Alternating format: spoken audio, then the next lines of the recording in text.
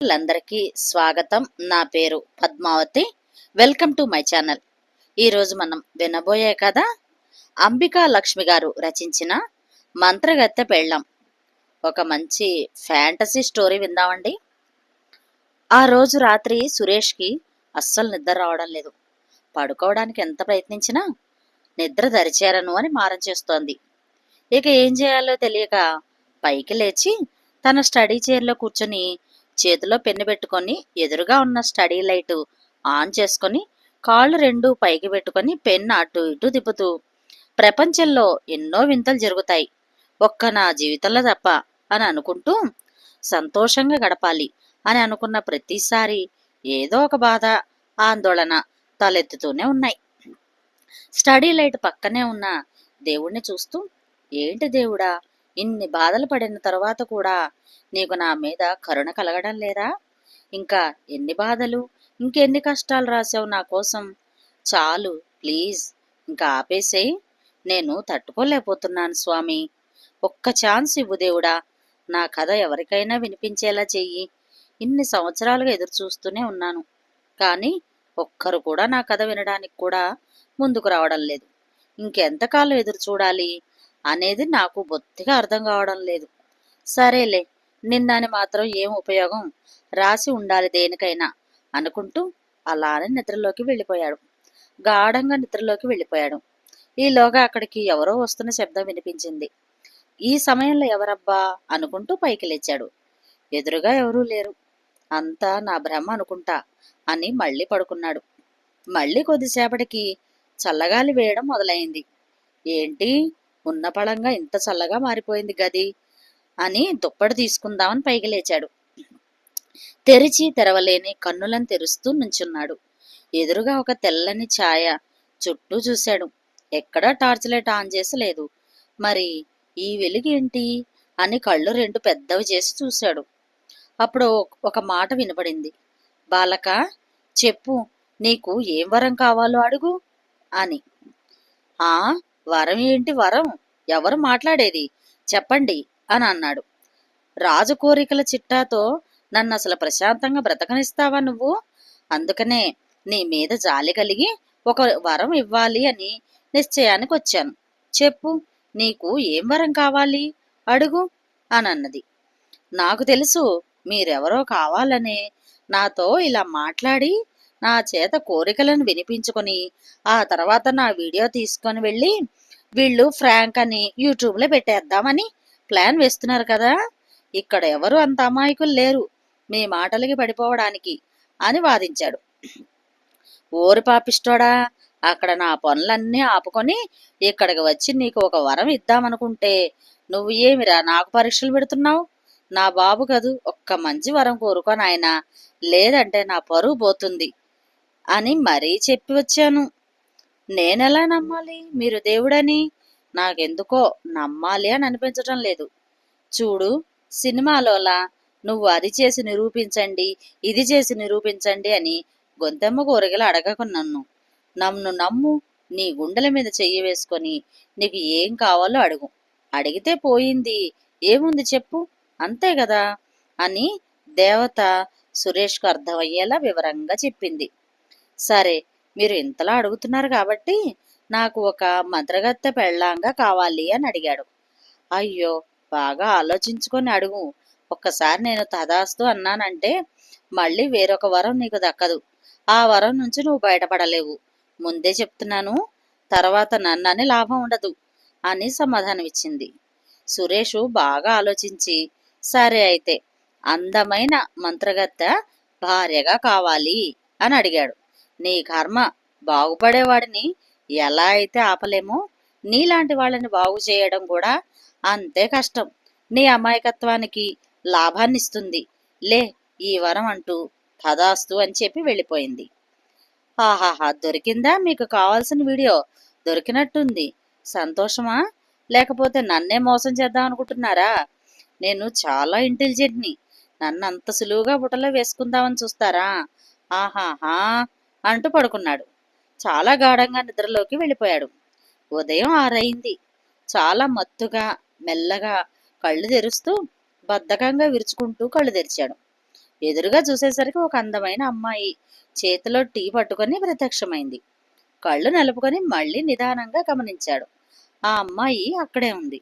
ఆ అని గట్టిగా అరిచి, ఎవరు నువ్వు? ఇక్కడున్నావేంటి? చెప్పు, ఎవరు నువ్వు అని గట్టిగా అరిచాడు. ఏంటండి అలా అంటున్నారు? నేను మీ భార్య విక్టోరియా. ఏమైంది మీకు అని అడిగింది. మళ్ళీ ఇదో కొత్త డ్రామానా? నాటకాలాడకు. నాకు పెళ్ళే అవలేదు. పెళ్ళాం ఎక్కడి నుంచి వచ్చింది? ఇక్కడి నుంచి వెళ్ళిపో నువ్వు, లేదంటే పోలీసులు పిలుస్తాను అని అన్నాడు. ఏమండి, నాకు కోపం తెప్పించకండి. నువ్వు నన్ను ఏమండి అని పిలవకు. అయినా నీకు నాకు పెళ్ళయిందని రుజువేంటి? మనం ఇద్దరం కలిసి ఒక్క ఫోటో కూడా లేదు అని అన్నాడు. అలా అడిగిన వెంటనే ఆమె ఒక చిటిక వేసింది. ఆ గదిలో వాళ్ళ ఇద్దరి ఫోటోలు వచ్చేశాయి. ఇదంతా ఏంటి? నువ్వేం చేస్తున్నావు అని కంగారు పడుతూ అడిగాడు సురేషం. అప్పుడే ఆమె గట్టిగా నవ్వుతూ చేతులు రెండు దూరంగా చాచి ఒక చిటిక వేసింది. అలా వేసిన వెంటనే ఆమె తన నిజ స్వరూపానికి వచ్చేసింది. నల్లటి బట్టలు, పెద్ద పెద్ద గోర్లు, పెద్ద పెద్ద కళ్ళు, 7 అడుగుల పొడవు, సన్నటి నడుము, తెల్లటి శరీరంతో అందమైన గ్రాఫిక్స్ ఉపయోగించి ఫోటో ఎడిట్ చేసినట్టుగా ఉంది. ఆమెను చూస్తూ ఉంటే అలానే ఆమెను చూస్తూ ఉన్నాడు. అంటే రాత్రి జరిగిందంతా. అయ్యో అని తల మీద చెయ్యి వేసుకొని, కర్మ కర్మ, అన్నింటిలో ఇదే తొందరపాటు, అనవసర నిర్ణయాలు, బంగారం లాంటి అవకాశాన్ని పోగొట్టుకున్నాను. ఇప్పుడు అనుకొని ఏం ఉపయోగం అని నెత్తి మీద చెయ్యి వేసుకొని, అంటే ఇప్పుడు నువ్వు నాకు పెళ్ళాం అంతేనా? నేను నీ మొగుణ్ణి. సరే, వద్దు అని చెప్పే అవకాశం కూడా లేకుండా పోయింది. సరే గాని దయచేసి నువ్వు కాస్త మామూలుగా మారుతావా? ముందు పద్ధతిగా టీ తీసుకొని వచ్చావు కదా, అలా అని అడిగాడు. సరే, మీ ఇష్టం అని మామూలుగా మారిపోయింది. సురేష్ మనసులో, అమ్మో, ఇప్పుడు ఈ మంత్రగతితో ఎలా వేగాలో ఏంటో, నాకైతే చాలా భయంగా ఉంది. చూడు విక్టోరియా, నేను ఒక మాట చెప్పనా అని మెల్లగా ఆమెను అడిగాడు. ఆ, అడగండి, ఏం కావాలి? అది నువ్వు ఇక్కడికి ఎలా వచ్చావు? నేను నీకు నచ్చానా?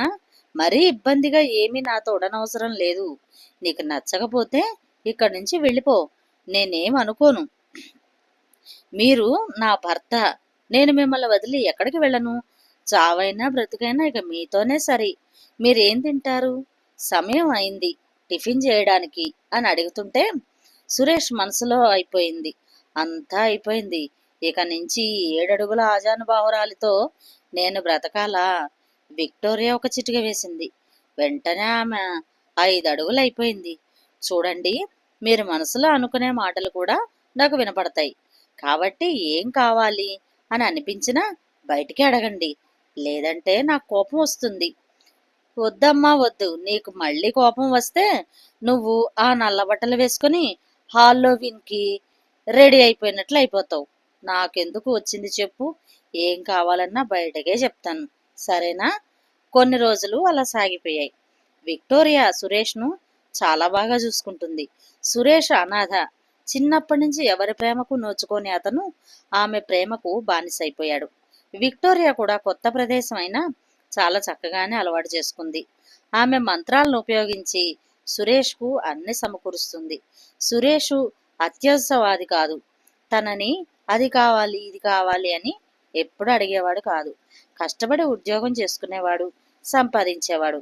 కానీ ఒక విషయంలో మాత్రం బాధపడుతూ బయటపడకుండా ఉండేవాడు, తనకు రైటర్ అవ్వాలి అనే కల కోసం. రాజు 6 గంటలకే ఇంటికి వచ్చేశాడు. ఆ రోజు 7 అవుతుంది, ఇంకా ఇంటికి రాలేదు. విక్టోరియా మనసులో అనుకుంటుంది, ఈయన ఎక్కడ ఉన్నారు? కనీసం మనసులో కూడా ఏమీ అనుకోవడం లేదు. నాకెందుకో కంగారుగా ఉంది అని బయటకు చూస్తూ ఉంటుంది. గట్టిగా వర్షం కూడా పడుతూ ఉంటుంది. సురేష్ రోజులానే ఇంటికి బయలుదేరాడు. వర్షం పడుతుంది అని మెల్లగా నడుపుతూ వస్తున్నాడు. అయితే ఈలోగా వెనక నుంచి ఒక పెద్ద లారీ సురేష్ను గుద్ది కనీసం ఎలా ఉన్నాడు అనేది కూడా చూడకుండా వెళ్ళిపోయాడు. స్పృహ తప్పి పడిపోయాడు సురేష్. రక్తం వస్తుంది. వర్షం కాలం అవడం వల్ల తొందరగా చీకటి పడిపోయింది. అది కాకుండా గట్టిగా వర్షం పడుతుంది. ఎవరూ అటుగా వెళ్లేవారు కూడా లేరు. విక్టోరియా తన శక్తులతో ఎక్కడ ఉన్నాడు అనేది కనిపెట్టే ప్రయత్నం చేస్తుంది. కానీ ఆచూకీ తెలియడం లేదు. ఊరు మొత్తం పిచ్చిదానిలా వెతుకుతూ ఉంది. అప్పుడే సురేష్ ఉన్న ప్రదేశంలో కాస్త దూరంగా ఒక పెద్ద పిడుగు పడింది. ఆ పిడుగు అదురికి మెలకువ వచ్చిన సురేషు అటు ఇటు చూసుకుంటూ అమ్మా అని బాధతో విలవిల్లాడుతూ, దేవుడా, నేను ఇంకెంతోసేపు బ్రతకను అనుకుంటూ, మా విక్టోరియాను జాగ్రత్తగా చూసుకో అని అనుకుంటూ మనసులో, విక్టోరియా నువ్వు జాగ్రత్త అని అనుకున్నాడు. వెంటనే ఆ మాట విక్టోరియాకు వినిపించేస్తుంది. నిమిషాల్లో ఆమె సురేష్ దగ్గరకు చేరుకుంది. తుది శ్వాసలో ఉన్న అతనికి తన శక్తులలో సగం శక్తులను ఉపయోగించి అతన్ని నయం చేస్తుంది. ఇంకాస్త దూరంలో వేరొక వ్యక్తి సహాయం కోసం ఎదురు చూడటం ఆమెకు తెలిసి వెంటనే ఆ వ్యక్తి దగ్గరకు కూడా వెళ్ళి అతన్ని కూడా కాపాడి మామూలు వ్యక్తిని చేస్తుంది. అలా వారి ఇద్దరిని కాపాడడంతో ఆమె పూర్తి శక్తులను కోల్పోతుంది. మనుషులను ప్రాణాపాయ స్థితి నుంచి కాపాడే ఆమె శక్తులను పోగొట్టుకుంది అని తెలిసి కూడా ఆమె వారిని కాపాడుతుంది. అలా అయినా తన భర్త తనకు దక్కుతాడు అని, శక్తుల కన్నా మనిషి ప్రాణం ముఖ్యం అనే ఉద్దేశంతో ఆమె అలా చేసింది. సురేష్ కూడా చాలా సంతోషిస్తాడు. నాకు నోటికొచ్చిన వరాన్ని కోరుకున్నాను అని చాలా బాధపడ్డాను. నా మీద నేను చిరాకు పడ్డాను. విక్టోరియాను కూడా ముందు సరిగ్గా చూసుకోలేకపోయాను. కానీ తనే ఇప్పుడు నన్ను కాపాడింది. తన శక్తులు పోయినా పర్వాలేదు అనుకుని మరొక మనిషి ప్రాణాలను కూడా కాపాడింది. నాకు తన మీద చాలా గౌరవంగా ఉంది అనుకుంటూ ఆమెను దగ్గరకు తీసుకుంటాడు. 2 రోజుల తర్వాత సురేష్ ఇంట్లో భోజనం చేస్తూ ఉంటాడు.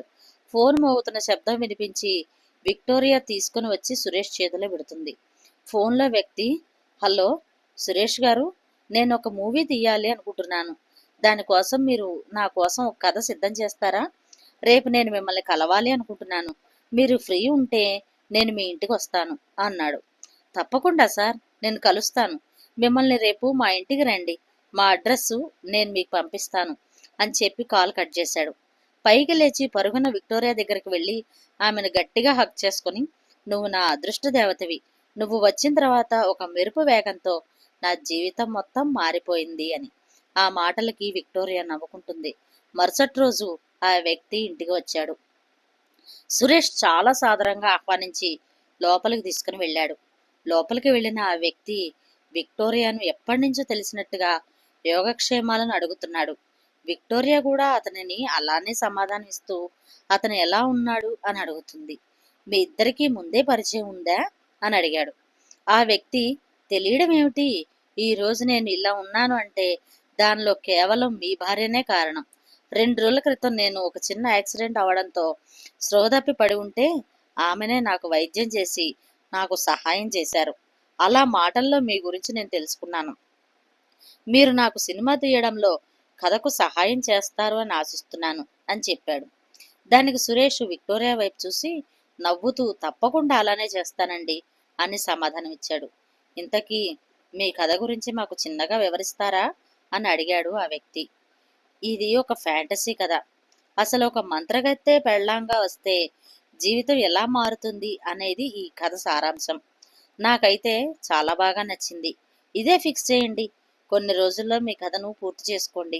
నేను ఈలోగా అన్నీ సిద్ధం చేసుకుంటాను అని చెప్పి అక్కడి నుంచి వెళ్ళిపోయాడు. ఇంతకీ మీరు ఏం కథ చెప్పబోతున్నారు అని అనుకుంటున్నారు అని అడిగింది.